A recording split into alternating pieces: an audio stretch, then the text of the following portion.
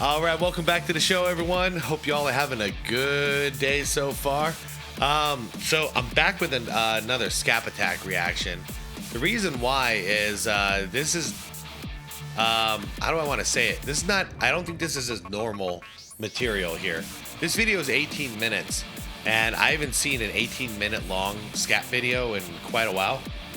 This one's called How LeBron Destroyed the NBA, and this is coming a couple of days after he broke the 50K scoring milestone. And I'm very interested in this one because usually I'm used to like 8-minute long Scap videos, and it's about just like one quick subject, and that, you know, great content but quick.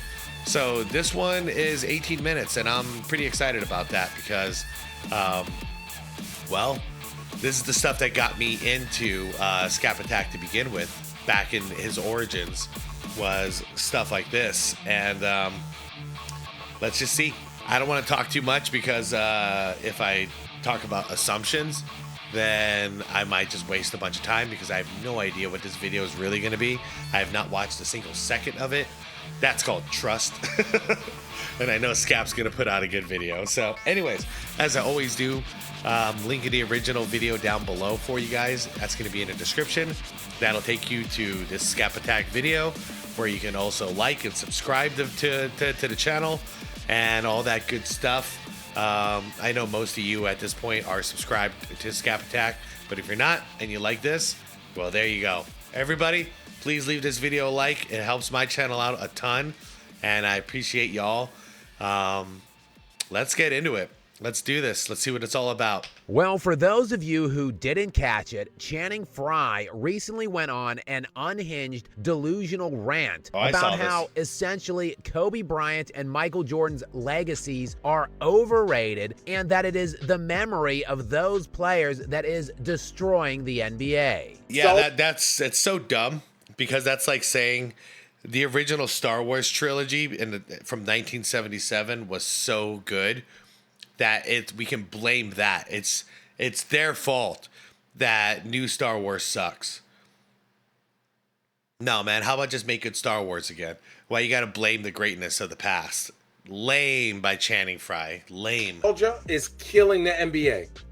The 90s basketball, Michael Jordan and Kobe, was not as clean as y'all think it was. Now, as whoever said it was clean. Preposterous. Whoever said it was clean, Channing. As that premise was, LeBron James went on record to resoundingly co-sign this idiocy in perhaps one of the most tone-deaf and pathetic moments of his entire career, which is really saying something. But Channing, he said it. He said it perfectly. Couldn't say it no better. But and for a guy who has been running around calling himself, I didn't see his reaction to that. Damn. Interesting, LeBronto. Are you paying Channing now? Self the GOAT for about a full decade now. That one right there made me the greatest player of all time. Who declared he would win 8 championships with the Heat. Not 5, not 6, not 7. Before dragging his bum ass out of town after winning just 2, this really does take the cake. LeBron, of all people, is whining about the responsibilities of being the face of the NBA.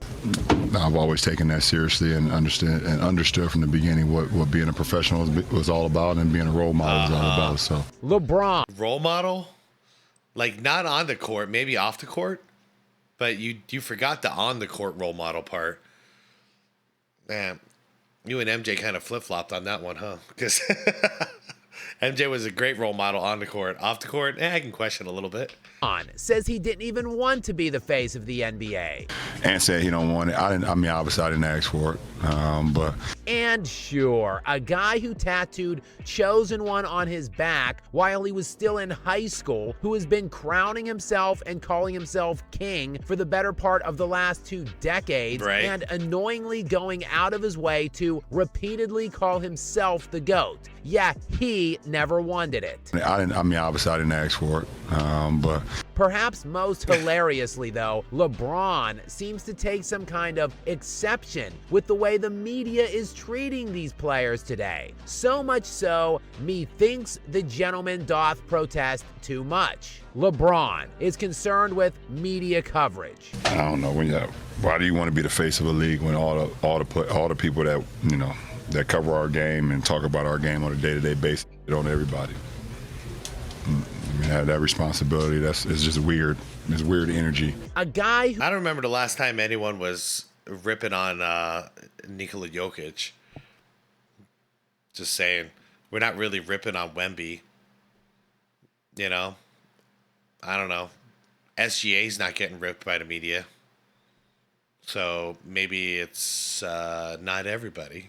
Who was given everything at every stage of his career, who has been coddled and protected, unlike any athlete of this century, Agreed. Whose every misstep and failure is covered up, glossed over, or totally ignored. Yes, make no mistake, the media did play a very large role in getting us to where we are today, and most certainly not in a good way. Speaking of which, I agree. Actually, since he's showing Stephen A., I think at the time that we started seeing debate shows, and that's a bad pause. Okay, that's a better pause.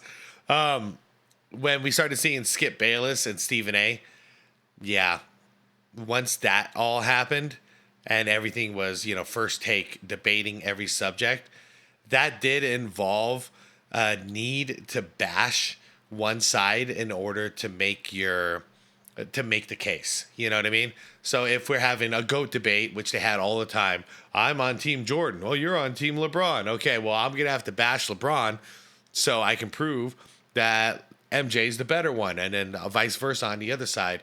That kind of did screw up sports. I'm going to be real. It didn't ruin the game. It ruined a lot of the coverage because a lot of it was negativity. But you can pick and choose those to watch that or not to watch that. You could just watch the game and enjoy the game, or watch some different coverage that wasn't first take. So I can argue both sides. Is it good for the game or good for sports in general? Probably not. Debate shows, probably not, because in a debate forum, you tend to say things that are like half true in order to try and plead your case. But did it ruin the game? Did it ruin sports? No, not even close. Not even close.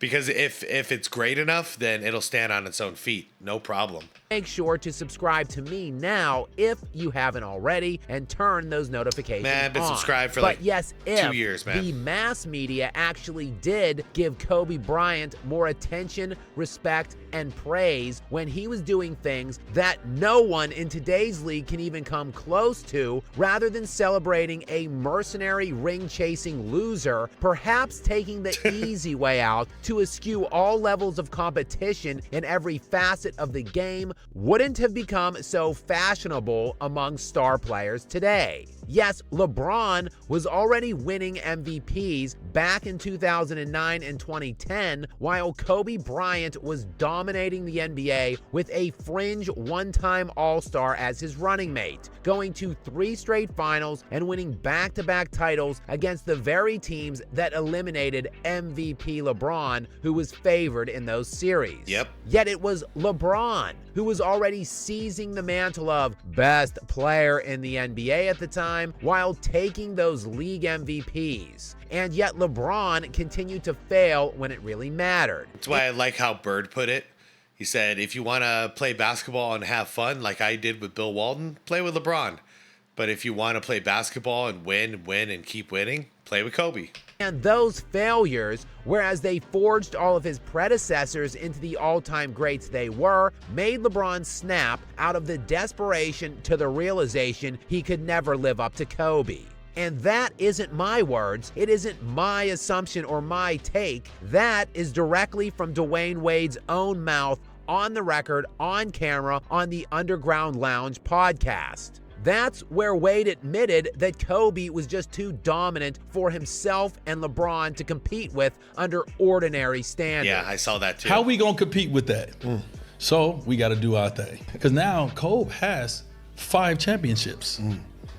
I got one. Brian ain't got none. He is leaving us in the pack, and we competitive. Right. So I'm sitting there like, no, this summer got to be different. Wade admitted that he felt he just didn't have enough help at the time, and that he would be either looking to bring in one other superstar that summer, or that he would be leaving to team up with Derrick Rose and company in Chicago. Yep, exactly. I didn't think in my mind I was like, all right, I'm gonna go play with one more superstar. Or I'm going to go to Chicago and fit in with Derrick Rose and Luau and Noah and them. That was my mindset. I'm like, either we got to get a superstar here, or I'm going to go play with Chicago Bulls. But that when LeBron called, everything changed. The conversation happened. It changed everything when I got the call from Brian. And that decision Miami made to then bring in 3 superstars broke the NBA. The Heat the game up when they did whatever they did to get 3 stars. It sure did, and it was that decision, the resultant ramifications stemming from it, that still resonates throughout the dreadful ass product the league has deteriorated into today. So I know Pat Riley pulled it off. It's crazy that he did it. The more time is going by and the more stories I'm hearing, it does seem pretty accurate though. It was going to be a LeBron and D-Wade team up, but that wizardry in order to get Chris Bosh as well, that was Pat Riley who pulled that magic off. Thank you, LeBron James, for what you bring to our league. And yet the true shame of it all is that LeBron hasn't been criticized by any of the high-profile media personalities, the mass media outlets, the vast NBA's sycophantic mouthpiece that covers the league. LeBron is only celebrated by all of them, while still plugging him to some degree as its de facto face. LeBron, who knew he wouldn't be able to place himself in GOAT conversations if he stayed put in his career, instead opting to cheat the game and take the easy way out by surrounding himself with as many great players as he could in various stops along the way. Kobe, on the other hand, took the criticism that he couldn't win without Shaq. He took it to heart, swapping Shaq out for a one-time All-Star at the time in Pau Gasol and becoming more dominant. The season prior to joining with Kobe, Pau Gasol wasn't even an All-Star, let alone All-NBA. He was 37th in value over replacement, 28th in box plus minus, and 44th in win shares. Yeah, straight up though, I'll never bash Pau Gasol though. Very solid player, very good player. Not like Dwayne Wade caliber. No, obviously not. But I'll never try to bash him to push some narrative. Pau Gasol was a beast. That was the guy that Kobe went to 3 finals with and won back-to-back championships with against a field of opponents who all won 50-plus games at every playoff stage. Yeah, and to be fair to Kobe's greatness, that's all he needed. He needed one person to help him, and he got it with Pau. Much like MJ, he needed one person to help him, and that was Scottie Pippen. And then it's just instant success. So that just, not to take away anything from Kobe and not to take anything away from Pau. It worked out perfectly. In stark contrast, LeBron always ran towards the help. At about the same age and stage of his career as Kobe was going it alone, LeBron was salsa dancing his overrated ass off over to South Beach to join Wade. And look at what all of these players, LeBron's marquee teammates since his aged 26th season in the league, did the year prior to teaming with the self-proclaimed king.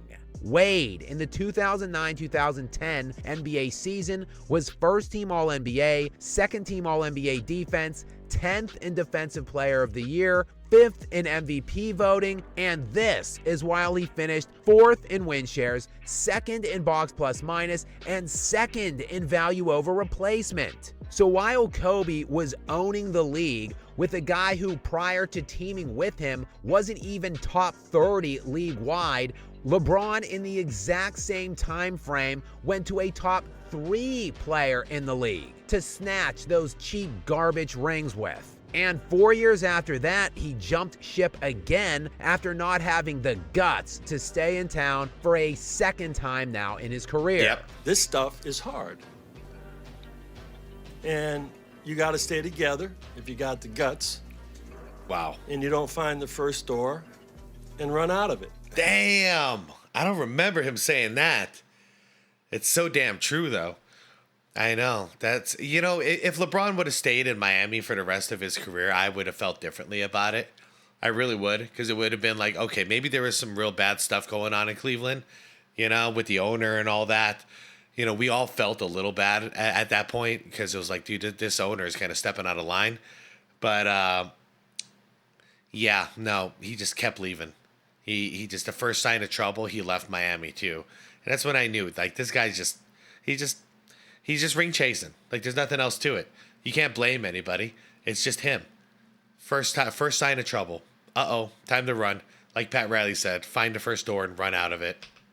He instead joined an ascending third-year guard at the time in Kyrie Irving, coming off a season where he averaged 20 points and 6 assists per game while making his second consecutive All-Star appearance. And check out what Kevin Love did that season, the year just before he would team with LeBron and Kyrie in MVP numbers. Cleveland. Love was not only an All-Star and second-team All-NBA selection that season, he finished third that year in win shares, third in value over replacement, and second in box plus minus. Second, above LeBron and below only league MVP that season, Kevin Durant. Love was second or third in most of those categories, below only Durant and LeBron, which were the same positional designation as Love at the time, and the only reason that Kevin Love was second team All-NBA that season and not first team. It's so sad to me. And it's going to happen in these comments again, because it always does whenever Kevin Love gets brought up. So many people did not see him as a Timberwolf, or you guys just didn't pay attention to what a monster he was. You all just know what he is, or what he was in the LeBron James system, which was a wing shooter. Dude, this guy was a beast. He was a beast. And people actually say that Cleveland team wasn't a super team. Then 4 years after that, LeBron crawls out of town yet again after a humiliating defeat, which more on that in case you were wondering. Prior to taking his talents to South Beach in the summer of 2010, he collapsed in the Eastern Conference semifinals, choked away a 2-1 series lead to lose 3 straight games as the league MVP with the best record in the league, all because, allegedly, his teammate Delonte West was tapping his mom. How the hell did this reality happen? How is this real? A month later, gone. Yeah. Then in the 2014 finals, his Heat were humiliated by the Spurs in the biggest beating in NBA Finals history, losing the series by 70 total points, which is still the all-time record. Weeks later, gone. In the 2018 finals, swept again in the NBA Finals, and after absolutely no indication he was dealing with any kind of an injury, showed up in the press conference following the elimination game 4 in a cast, hilariously claiming he had broken his hand after game 1. Yep. Yeah, this is also him dapping his kids up like 45 minutes earlier from when that presser occurred with the hand he was claiming to be broken. Yep. A few weeks later, gone. To LA, of course, where he couldn't even make the playoffs. No worries, though, because Anthony Davis would soon be on the way. Tell him I'm on the way. Thanks entirely to an insane collusionary process with his best friend and agent, Rich Paul, who was also representing Anthony Davis at the time. And now the season prior to teaming with LeBron, AD appeared in only 56 games and therefore wasn't designated to all-league distinctions. However, if you go to the year before that, when AD played in 75 games, he was first-team All-NBA, first-team All-NBA defense. He finished third in Defensive Player of the Year voting and third in League MVP. Straight up, still to this day, when he's healthy and he's playing, he's one of the best. He's one of the best in the league, easily, like top five right now in the league. But the problem is his health. He can't stay healthy. This is while he was 4th in win shares, 9th in BPM, and 5th in value over replacement. Those are the teammates he joined to win his 4 titles with and never got any criticism for, while Kobe was doing it the hard way, taking the challenge to try to live up to the guy he inherited the league from. Say what you will about Kobe Bryant and how close he actually got to Jordan, but know this, he is decisively the closest we have ever seen and likely ever will see. I'll put it this way, as a guy who did not like Kobe back then, especially early in his career when he was having all that success, and a guy who absolutely loves Michael Jordan since I was a kid, we were scared, straight up. We were getting nervous. Because when he racked up win 4, and then it was looking like no one can stop them, then they won ring 5. Yeah, I remember we were all kind of going, uh-oh, I think he's going to do it. He might do it. And in our hearts, we would still believe that Jordan was the best ever. But we all knew, if he can pull off 7 or 8 rings the way he did it, the only argument against Kobe was he had a hell of a team those first 3 rings. But then after that, if he were to win, at that point would be 5 more rings without Shaq, what are you going to say? What the hell could I say anymore? It's yeah, okay. That's where I would have been comfortable saying it's Kobe and Mike. Straight up, it's just Kobe and Mike. And I think most of us would have agreed that these are the 2 best players we've ever seen. Now it's Mike and Kobe, but I think it's the way it should have been. Big brother, little brother. But man, was it close. And it doesn't even really have to do with his talent or his gameplay, but more so the mentality, the will, the desire to compete, the willingness to take the challenges, face the difficult obstacles. Failure is a natural, even necessary process of sports, of life. LeBron, though, wasn't even willing to do that, not even willing to try, to meet the bare minimum threshold requirement to meet the lofty levels of his predecessors. And yet, there were no consequences, no repercussions to his legacy. Quite the contrary, he has only been celebrated for it. Can you therefore blame Steph Curry and Kevin Durant for doing what they did? This is, after all, a follow-the-leader, copycat-type league, and it is the responsibility of the best player to set the tone. LeBron dropped the rope, refused to carry on from Kobe what Kobe carried on from Jordan. And again, it was the media that was and remains implicit in all of this. It is still happening to this very day. The media should be bending over backwards, hell, breaking their damn backs in half to anoint Nikola Jokic the king, at least of this putrid, watered-down era. Jokic is more dominant than LeBron in any which metric you want to slice it, prime for prime. Man, guy just had 30 points and 25 rebounds, 25 assists, something stupid like that against my Suns a couple nights ago. This guy's a beast. Standard box stats, advanced analytics, winning. Jokic has stayed in his small market. And he's humble as all hell. That's part of the reason I like him. Because he doesn't see what he's doing as anything special. He's just out there trying to get better and get some wins. Cheap team who has refused to spend the money to keep the players around him, who have made dreadful decisions in spending the money that they have. Yet he hasn't run, and he has won.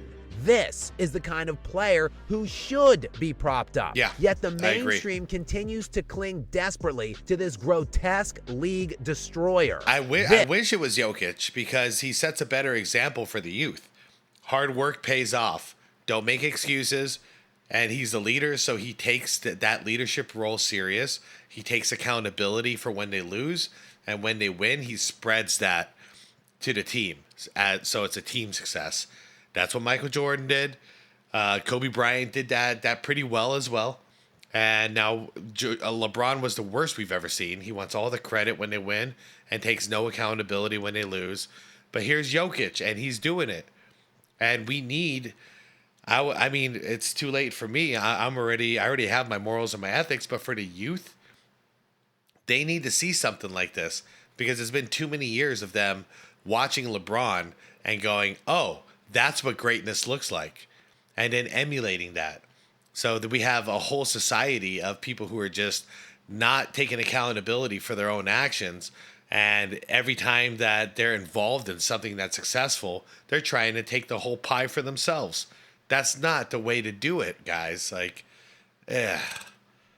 as he gets his next top 5 league-wide savior to mount one more pathetic overrated run with, as the Lakers have now risen from the 5 seed up to the 2 since making the Luka Doncic trade. And the year prior to Luka's pairing with LeBron, you might be wondering, well, first team All-NBA, third in MVP voting, and 5th in win shares, 2nd in box plus minus, 2nd in value over replacement. Yep, the first half of the season last year, I thought Luka was going to win MVP. It was no joke. What the hell? He went to the finals last year. If Nikola Jokic were on the LeBron track to accelerated and by the way, my take on Dallas was so wrong. Last thing I thought that was going to happen after the trade was AD was going to get injured the first game, and then Kyrie is lighting it up, but then Kyrie goes down with an ACL. So now it's like Klay Thompson and the Dallas Mavericks right now. That's basically what's going on. I didn't see this coming, so yeah, you could laugh in my face. I got that take completely wrong. I thought Dallas was a title contender this year, but I still think they would have if everyone wasn't getting injured. But yeah, their 2 stars are down now, so it's over. Kyrie's probably going to miss the rest of the season, and last I heard, AD is going to be out the rest of the season now because there's no championship aspirations anymore this year. Deserving GOAT conversations. And Wemby is out for San Antonio. Sorry for the rant. So all I really have left is my Suns are terrible. They're probably not even going to make the playoffs. We'll see if we make the play-in even. It's really bad. All I have is Denver at this point. I'm rooting for Denver to win one. Denver or Golden State, I guess, because that Jimmy Butler acquisition so far is working out pretty well. And I kind of had a feeling maybe for 1 or 2 years, Jimmy would work out because he's hungry now and he's not going to cause any problems yet, but we'll see.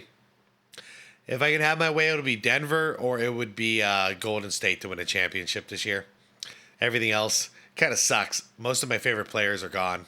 It would have been him who teamed with his close pal Luka this season. But that's for LeBron. Still up to his stupor teaming coward ways. Yep. But why would he change now? His lack of desire to compete has permeated his play on the court now for years as well. A truly elite defender, when he wanted to be, that is, hasn't been worth a damn on that side of the ball in years, as LeBron has made a grand total of 6 All-NBA defensive selections, which included 5 straight first-team honors, but all the way back in 2009 through 2013.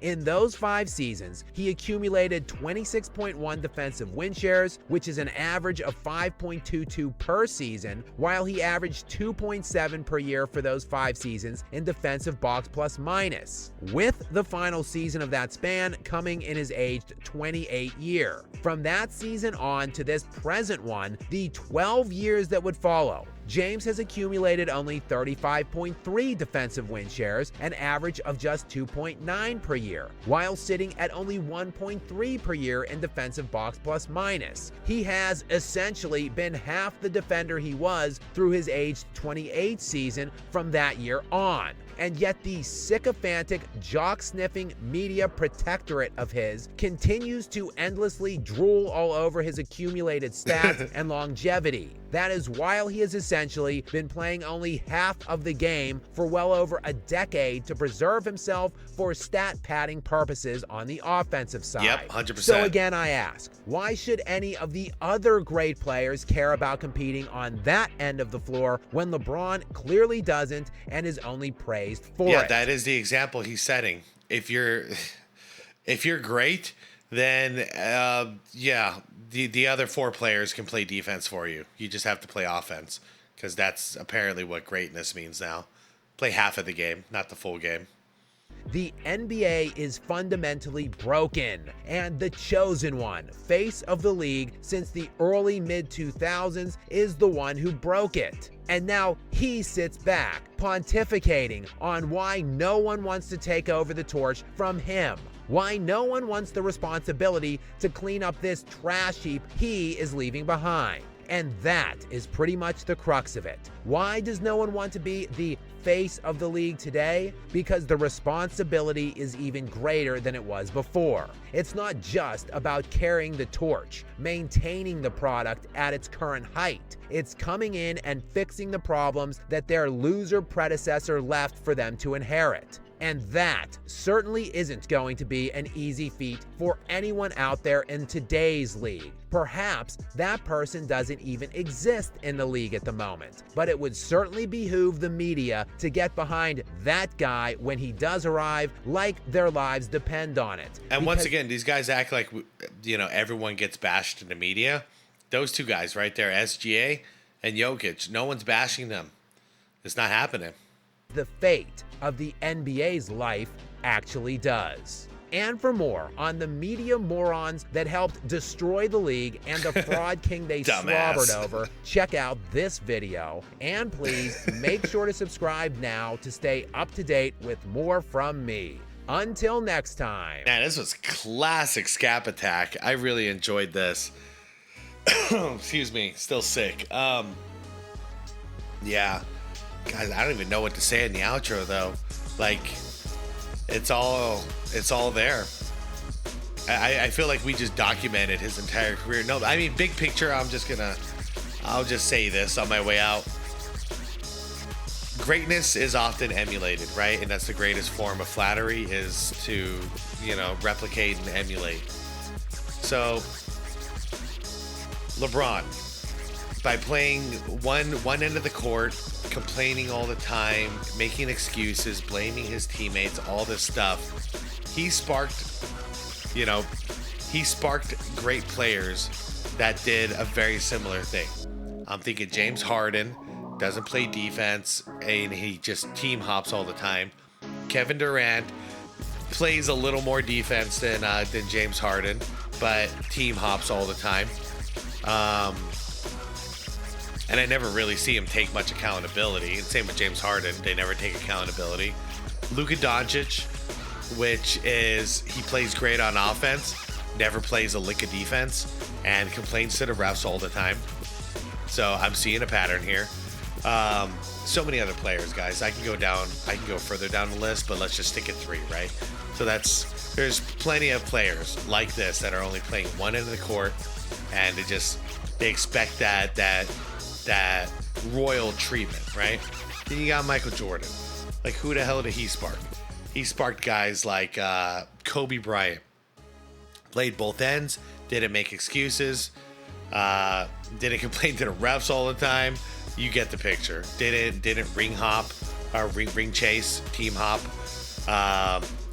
Tracy McGrady he came out, he was awesome on offense, but he was also playing defense. Him and Kobe, when they would match up, dude, I was more excited about the defense than the offense sometimes, because those two would just D each other up. Great. Also didn't make excuses, didn't blame his teammates, did not have that much. He didn't have the level of success that he should have, but it is what it is. But he also wasn't going around ring chasing. You know what I mean? Who else? Grant Hill, same thing. Only injuries took him down. Good attitude. Great, he was going to be a great face for the league. Played hard, no excuses. Penny Hardaway, same thing, if not for injuries. So anyways, the point is you can see the players that are emulating the great one of the different eras.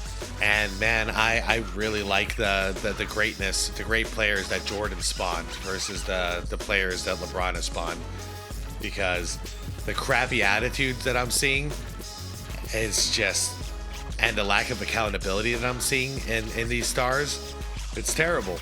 And that's why when I see somebody like Jokic and Wemby, who are doing their own things, they're not from here. They learn basketball their own way, their own methods, and now they've come here, but they're not like emulating LeBron. They're doing it their own way. And it's just rare to see players like this now that are actually not entitled, and they don't expect the league to cheat for them to win. They're like, no, we just have to get better. I have to get better, yada, yada, yada. Anyways, that's my long rant. That's the major difference I see in the mentality, and how the title of this video is How LeBron Destroyed the NBA, and I agree. And if we don't get him out of here soon, he's destroying a whole nother generation of kids as far as like hoopers, and their mentality is going to be like this forever because it's hitting them at a young age. So I hope it ends sooner than later. The NBA could have fixed this by just actually focusing on some other players other than LeBron, so that the people could choose. Maybe I like Jokic better, or yada yada. But they just focus on nothing but LeBron. You all know it, you guys. Even if you're a LeBron fan watching this right now, you look up the notifications on your NBA app.